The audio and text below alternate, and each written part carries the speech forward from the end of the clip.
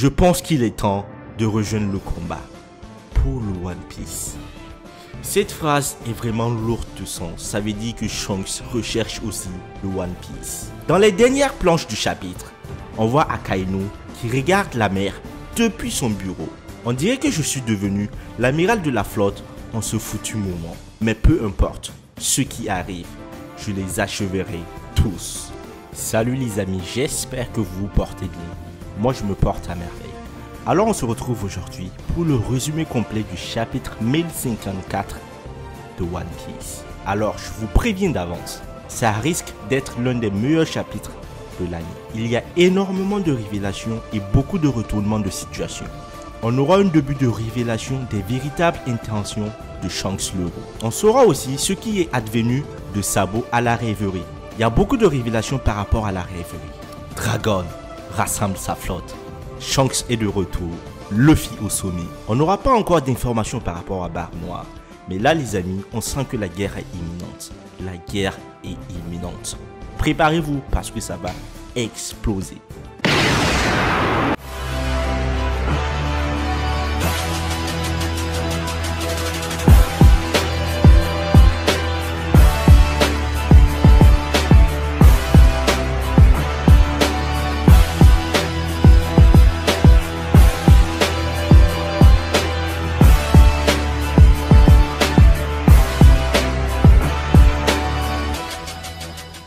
Le chapitre commence dans la capitale des fleurs. Kinemon et les autres fourreaux rouges ont remarqué que quelqu'un s'approche de la ville. Kinemon dit que Luffy Dono et ses amis ne peuvent pas découvrir ce qui se passe. Puis, ils vont s'occuper de l'intrus.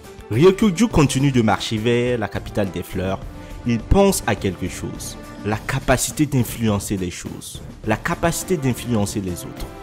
C'est quelque chose d'assez difficile à atteindre, se dit Ryokuju. Soudain, Raizo, Shinobu, Inuarashi, Denjiro, Nekomamuchi et Kawamatsu apparaissent devant Ryokuju pour l'arrêter. Samouraï, ne te mets pas sur mon chemin. Raizo dit que ce type est quelqu'un des marines et Denjiro dit alors qu'il est l'un des ennemis de Luffy du monde extérieur. Ryokuju leur parle alors qu'il commence à utiliser ses pouvoirs. Les gars, que savez-vous du monde extérieur? Les Tenryubito sont les dieux de ce monde. Un pays comme le vôtre, qui n'est affilié à aucun gouvernement mondial, n'a aucun droit. Désolé, mais c'est ainsi que le monde fonctionne.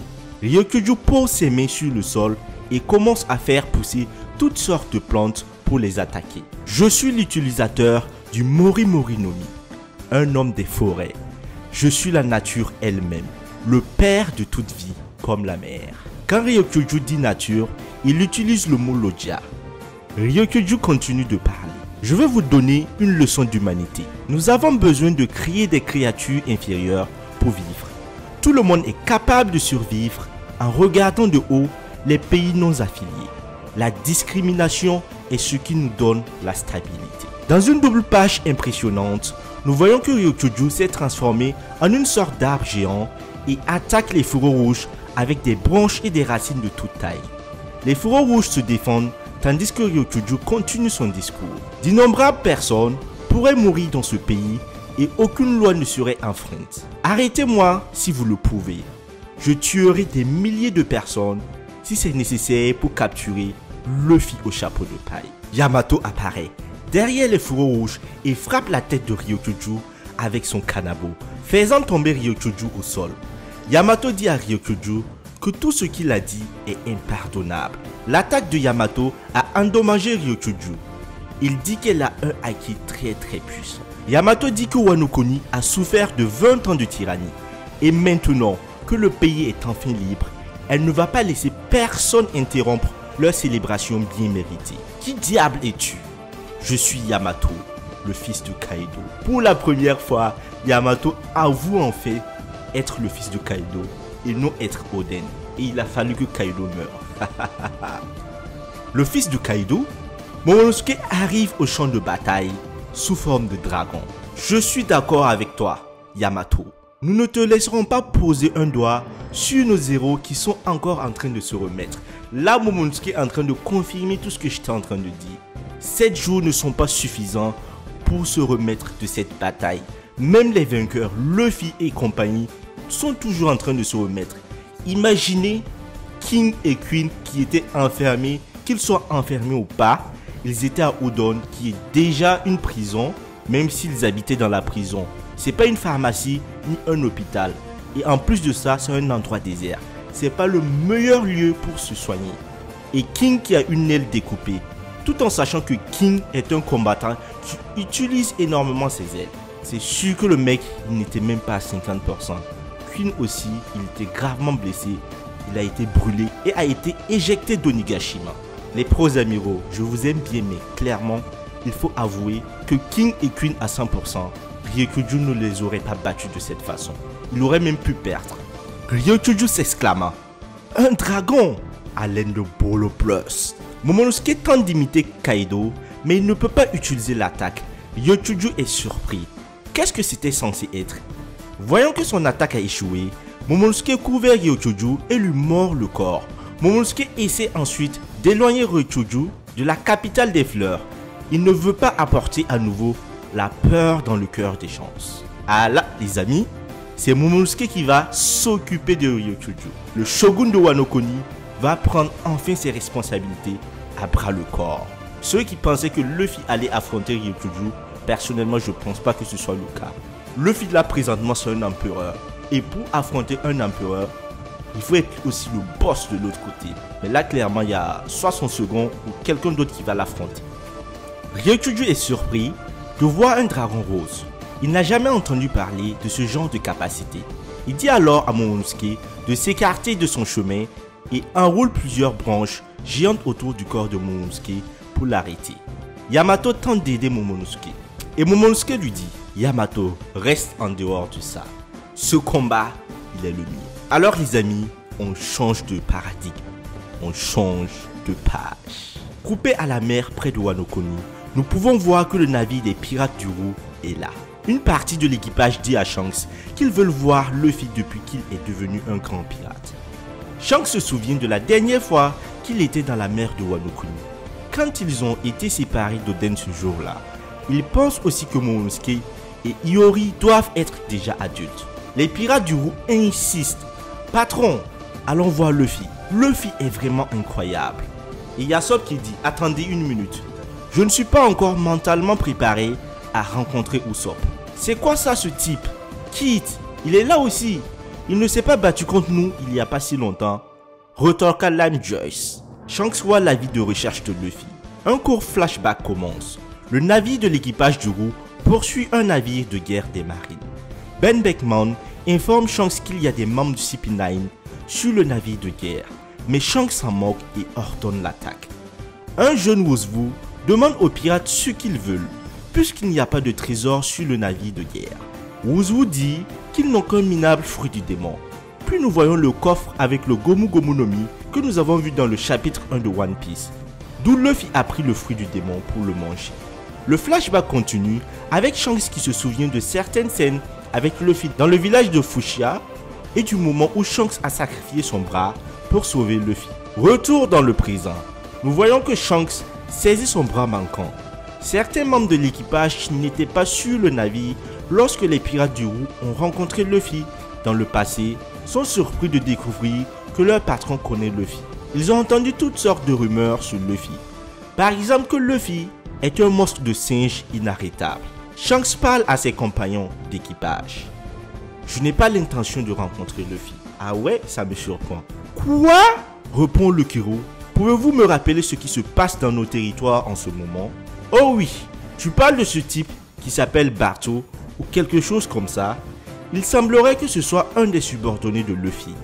Il a brûlé nos drapeaux et les a remplacés par ceux de Luffy. Eh bien, nous devons y aller pour résoudre ce problème. Ou qu'est-ce qui va arriver à ma crédibilité? Ah là les amis, ah là les amis. Avec le temps qui passe, on se rend compte que Shanks a beaucoup de différends avec énormément de gens et ça peut cacher énormément de choses. Premièrement, il ne souhaite pas rencontrer Luffy. On ne sait pas pourquoi. Deuxièmement, il risque d'avoir un problème avec le subordonné de Luffy. Alors le mec, il a brûlé le drapeau de Shanks, ce qu'il ne devait pas faire. Et de surcroît, c'est le drapeau de Luffy qu'il a mis. Et c'est sûr que Shanks va aller le martyriser. Je ne sais pas comment Luffy va réagir. Troisièmement, la réaction de Shanks en voyant Luffy arrivé à ce stade et son flashback par rapport au fruit du démon. Est-il content pour Luffy ou ça cache autre chose? Ça me laisse perplexe les amis. Dites-moi ce que vous pensez par rapport à cela. Ensuite, Wouzou le déteste parce qu'il a attaqué le navire pour rien et il a récupéré le fruit du démon, ce qui l'a amené en prison. Donc finalement, il y a énormément de gens qui détestent Shanks et ces gens ne sont pas forcément de mauvaises personnes. Et vous, qu'en pensez-vous de cela? Shanks s'assied à une table à côté de Ben Beckman et se sert une tasse de saké.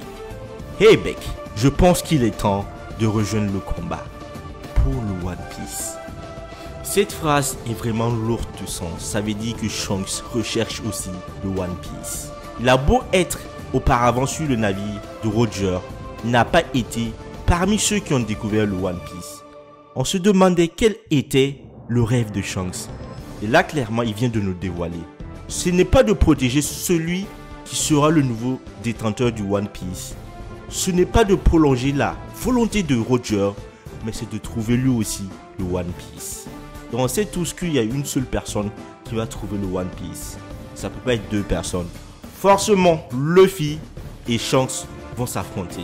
Ils vont s'affronter. Vu la tournure des choses, les deux vont s'affronter. Et j'ai l'impression que Shanks cache énormément de choses. Avec toutes ces révélations, c'est ce que moi je laisse voir. C'est ce que moi j'entrevois. Alors les amis, on va directement au quartier général de la marine dans le Nouveau Monde. Une réunion est en cours.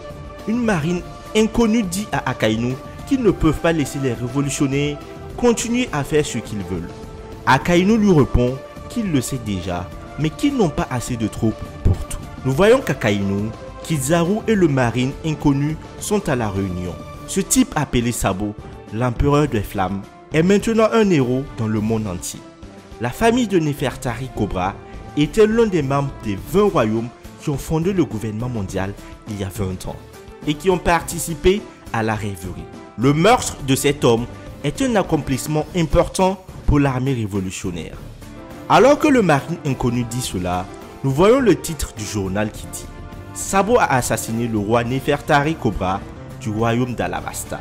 Puis, le marine inconnu parle de ce qui s'est passé sur la terre du Marie-Joise pendant la célébration de l'Evely.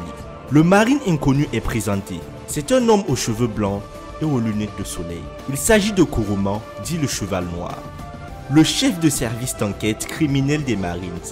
Son vrai nom est Tensei. Alors dans les précédentes vidéos, on n'avait pas énormément d'informations et je pensais que le mec qui faisait partie du SWORD. Non, il ne fait pas partie du SWORD. C'est un agent d'une autre unité. Donc j'ai cru que c'est possible que Akainu aussi fasse partie du SWORD. Je me suis trompé. Alors Akainu ne va pas changer de bord. Il est toujours méchant dans son sens. Nous enquêtons toujours sur la disparition et son lien possible avec les incidents. Alabasta est probablement en plein chaos en ce moment. Leur vaisseau est toujours dans le port rouge. Je ne pense pas que ce soit le moment pour eux de rentrer. L'incident de la tentative de meurtre sur Shin Charlos a été résolu. Kuruma continue. Les rumeurs disent que Sabo est celui qui pourrait tirer les ficelles derrière tous ces incidents. Il commence à traiter ce type comme un dieu. Dans la double page finale, nous voyons le pays du chapitre 1053 où se trouvait la photo géante de Sabo sur un bâtiment. Il y a un homme avec un mégaphone sur une scène tandis que les gens acclament Sabo, l'empereur des flammes. Alors les amis, je pense que Sabo a dû éveiller son fruit. Il a dû éveiller le Mera Meranomi. Donc il a eu un power-up mais monstrueux. C'est pour ça peut-être qu'on l'appelle l'empereur des flammes. Il a dû faire un truc de malade. L'homme avec le mégaphone commence à parler aux gens.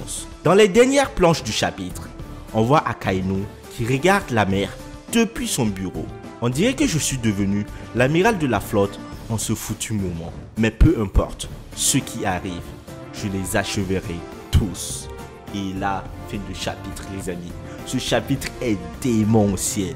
Si vous avez aimé ce chapitre, dites-le moi en commentaire. Si vous avez aimé ma vidéo, mettez un gros pouce bleu et surtout abonnez-vous pour me soutenir. Les amis, que pensez-vous de ce chapitre? Que pensez-vous de ce résumé complet? On va en zone commentaire et on va discuter. Pensez-vous que Shanks est un mastermind? Que pensez-vous de l'éveil potentiel de Sabo? Quel sera son power-up? Parce qu'on sait que franchement le Mera Meranomi est très monstrueux. Alors, on a eu beaucoup de révélations. Là, clairement, les pro-amiraux sont en PLS. Parce que c'est Momonosuke, un garçon de 8 ans, qui va s'occuper de l'amiral. Et non Luffy qui est empereur. Ah là, les amis, c'est vraiment délicieux ce chapitre. Et monsieur Eiichiro Oda, il n'a pas chômé. Alors les amis, c'en est fini pour moi pour aujourd'hui. On se retrouve très bientôt pour le prochain chapitre. Il n'y aura pas de pause la semaine prochaine. Donc on aura le prochain chapitre. Prenez soin de vous et portez-vous bien. Peace.